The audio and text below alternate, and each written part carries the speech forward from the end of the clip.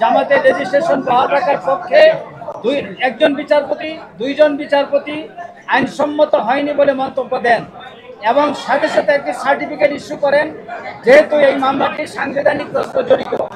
এই মামলাটি আপিলেট ডিভিশনে যায়। আপিলেট ডিভিশনে 19 নভেম্বর শুনানির কার্য তারিখ ছিল। সেদিন আমাদের সিনিয়র আইনজীবী অসুস্থ থাকায় তিনি আদালতে সময়ের প্রার্থনা করেন।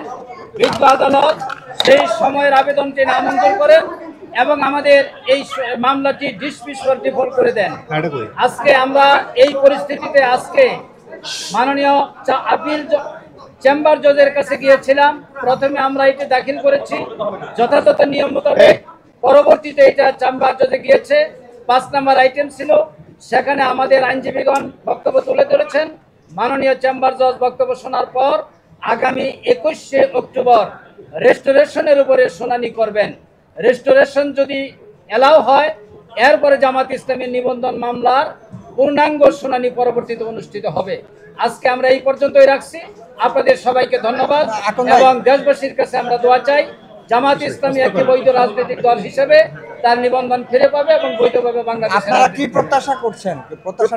আমাদের প্রত্যাশা তো রেস্টোরেশন ফার্স্ট আইনের ধারাবাহিকতা আমাদের যেতে হবে। প্রথম রেস্টোরেশনটা আমরা আশা করছি এলাও হবে, এরপরে মানে শুনানি হবে মামলা। আমরা একটু করছিলেন আপনি শুনানিতে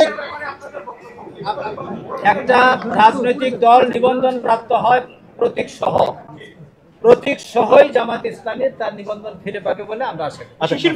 শুনানিতে